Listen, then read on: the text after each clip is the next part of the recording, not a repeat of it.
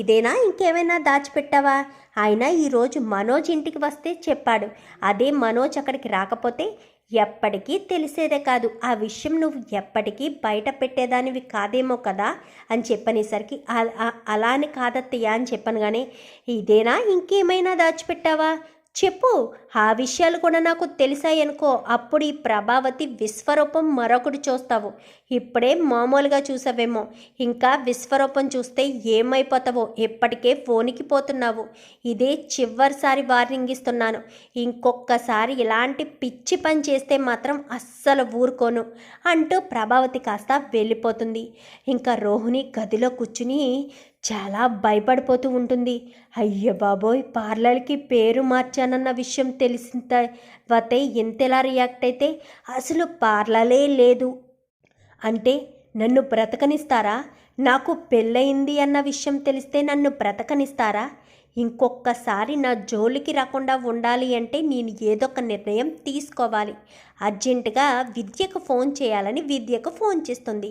ఏంటే అని చెప్పాను కానీ, అర్జెంటుగా నిన్ను కలవాలి అని చెప్పాను కానీ, నేను ఇంటి దగ్గరే ఉన్నాను, ఇంటికి వచ్చేసేయని చెప్పాను కానీ ఇంటికి బయలుదేరి వెళ్తుంది. వెళ్ళేసరికి ఏమైందే, మెడంతా అంత ఎర్రగా ఉంది అని చెప్పాను కానీ, ఏమైందా మా అత్త నా పేక పట్టుకుందే అని చెప్పనేసరికి, ఏంటే ఏం మాట్లాడుతున్నావు? మీ అత్త నీ పేక పట్టుకోవడం ఏంటి? ఏంటా మనోజ్ ఇంటికి వెళ్ళి పార్లర్కి పేరు మార్చాను, వేరే వాళ్ళకి ఫ్రాన్సిస్కి ఇచ్చాను అని చెప్పనేసరికి, అప్పుడేం మాట్లాడలేదే, ఏదో చెప్పాను సరే అని ఊకొట్టింది. గదిలోకి వచ్చి విశ్వరూపం చూపించిందే. ఇంకా ఏమైనా ఉందా అని భయం వేసిందే బాబు. ఇంకొకసారి ఏ విషయమైనా సరే నువ్వు నాకు చెప్పకపోతే చంపేస్తాను అంది అని చెప్పాను. కానీ నువ్వు పార్లర్ అమ్మేసిన విషయం తెలిస్తే జాతరే నీకు. నువ్వు చేసిన మోసాలన్నీ బయటపడితే నీకు ఇంకా కుంభమేళానేమోనే అని చెప్పాను. కానీ ఏమోనే బాబు, నాకు చాలా భయంగా ఉంది. ఇప్పుడు ఏం చేయాలో అర్థం కావట్లేదు. నేను ఇన్ని తప్పులు చేసి ఇంత మోసం చేశానన్న విషయం మా అత్తగారికి తెలిస్తే నన్ను బ్రతకనిస్తుందా అని చెప్పనేసరికి, మరి ఇప్పుడు ఎందుకే నాకు దగ్గరికి వచ్చి చెప్పావు?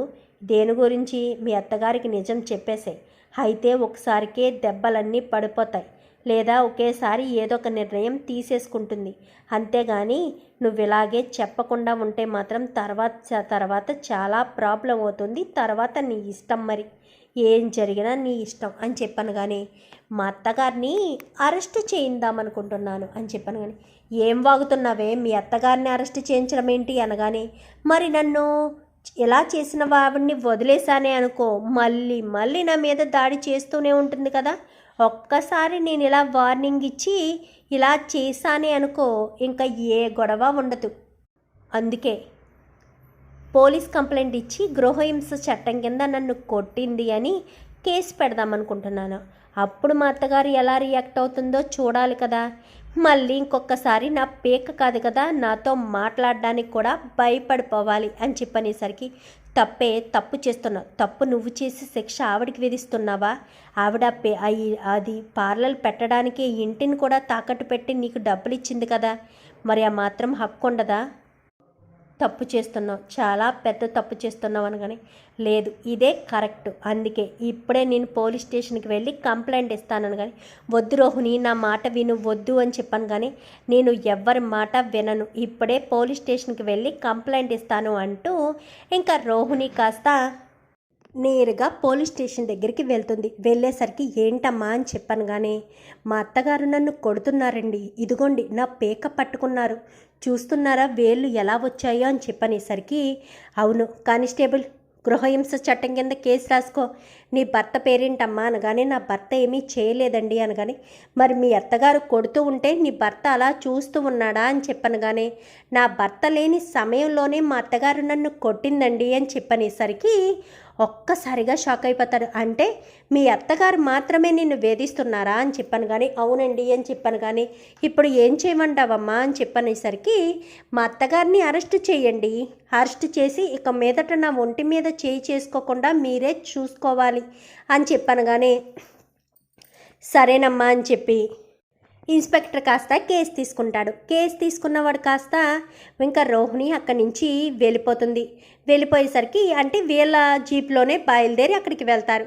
వెళ్ళడంతో ఇంట్లోనే కూర్చుని ఉంటుంది ప్రభావతి కూర్చుని ఉండేసరికి ఏంటి అయ్యాయా పెత్తనాలు అని చెప్పాను కానీ ఏంటత్తయ్య పెత్తనాలేంటి అని చెప్పాను కానీ ఎక్కడికి వెళ్ళావే బయటికి, నాకు ఒక్క మాట చెప్పకుండా బయటికి వెళ్ళావేంటి అని చెప్పాను కానీ నువ్వు చెప్పింది నిజమేనమ్మా, మీ అత్తగారు నిన్ను కొట్టేటట్టే ఉంది. మీరెందుకు వచ్చారు, ఎవరొచ్చారు అని చెప్పాను కానీ మీ కోడలు మీ మీద గృహహింస చట్టం కింద కేసు పెట్టింది, మిమ్మల్ని అరెస్ట్ చేయడానికి వచ్చాము అని చెప్పనేసరికి ఒక్కసారిగా షాక్ అయిపోతుంది ప్రభావతి. ఏంటి రోహిణి ఏం చేస్తున్నావు, నన్ను అరెస్ట్ చేయించడం ఏంటి అనగానే మరి నన్ను కొట్టారు కదా, పార్లర్కి పేరు మార్చినందుకే నన్ను కొడితే నేను ఎందుకు చూస్తూ ఊరుకుంటాను, అందుకే మీరు నన్ను కొట్టారని కేసు పెట్టాను అని చెప్పనేసరికి ఒక్కసారిగా షాక్ అయిపోతుంది.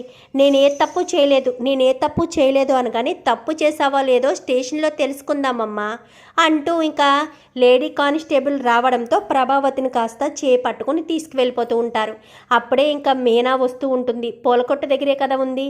మీనా వచ్చేసరికి ఇంకా సత్యం కూడా వస్తాడు.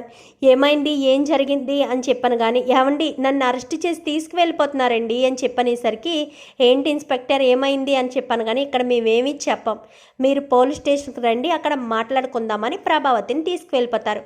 ఇంకా మీనాకు కాళ్ళు చేతులు ఆడవు. ఇంకా అప్పుడే బాలుకి ఫోన్ చేసేసరికి బాలు కాస్త ఆటో వేసుకుని ఇంటికి వచ్చేస్తాడు.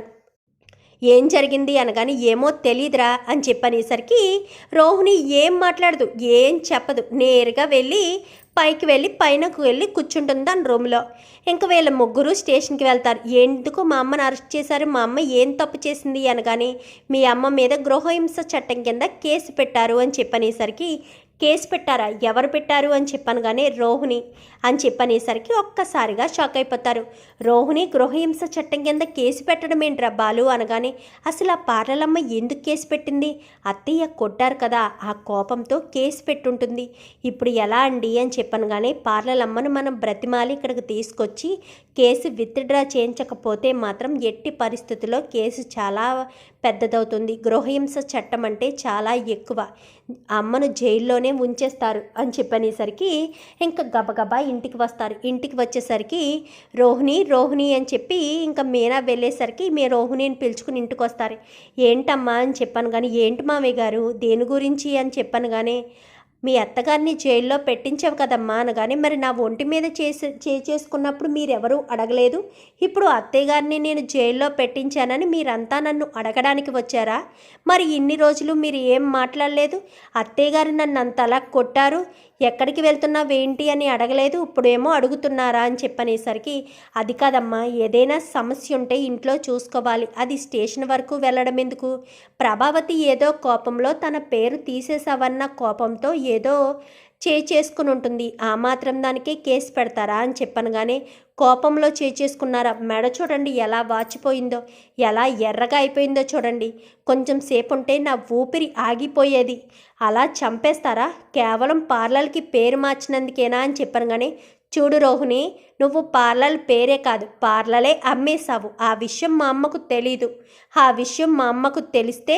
మా అమ్మ ఇంకా కోపంగా ఉంటుంది, నువ్వు సైలెంట్గా వచ్చి కేసు విత్డ్రా చేసుకోకపోతే మా అమ్మ 10 లక్షలు ఇంటిని తాకట్టు పెట్టి మరీ పార్లర్ పెట్టించింది, అది చెప్పా చేయకుండా అమ్మేసింది, అందుకే కోపం వచ్చి కొట్టింది అని మేమంతా అక్కడికి వచ్చి చెప్పాల్సి ఉంటుంది, అప్పుడు నిన్నే తప్పు పడతారు, ఆవిడ 10 లక్షలు అప్పు చేసి ఇచ్చినప్పుడు నువ్వు చెప్పాలి కదమ్మా అని నిన్నే అంటారు, మాట్లాడకుండా వచ్చి కేసు విత్డ్రా చేసుకో అంటూ బాలు చెప్పేసరికి ఒక్కసారిగా మీనా రోహిణి షాక్ అవుతుంది. నేను పార్లర్ అమ్మేసిన విషయం నీకెలా తెలుసు అనగానే నాకు తెలిసి నెల రోజులైంది, కానీ ఇప్పటి వరకు మా నాన్న బయట పెట్టొద్దన్నాడు కాబట్టి సైలెంట్గా ఊరుకున్నాను, నువ్వు ఈవేళ వచ్చి పార్లర్కి పేరు మార్చానని మాత్రమే చెప్పావు, పార్లర్ అమ్మిన విషయం బయట పెట్టలేదు కదా, ఆ విషయం బయట పెడితే ఎలా ఉంటుందో ఒక్కసారి ఆలోచించు, పద అని చెప్పనేసరికి ఇంకా రోహిణి ఏం మాట్లాడకుండా స్టేషన్కి వెళ్ళి కేసు విత్డ్రా చేసుకుని ఇంకా ఇంటికి వచ్చేస్తారు. ప్రభావతి అయితే కోపంతో చాలా రగిలిపోతూ ఉంటుంది. ఇప్పటికి జరిగింది చాలు రోహిణి, ఇక మీద ప్రభావతి వదిలేసాయి అని చెప్పి ఇంకా సత్యం అయితే చెప్తాడు. మరి ప్రభావతి కోపాన్ని వదిలేస్తుందా, రోహిణిని మామూలుగానే మాట్లాడుతుందా, లేక రోహిణితో మాట్లాడడమే మానేస్తుందా? చూద్దాం మరి రాబోయే ఎపిసోడ్స్లో ఏం జరుగుతుందో. వీడియో నచ్చితే లైక్ చేయండి, ఛానల్ని సబ్స్క్రైబ్ చేసుకోండి, పక్కనే ఉన్న బెల్ సింబల్లో ఆల్ పై క్లిక్ చేయండి. Thank you for watching.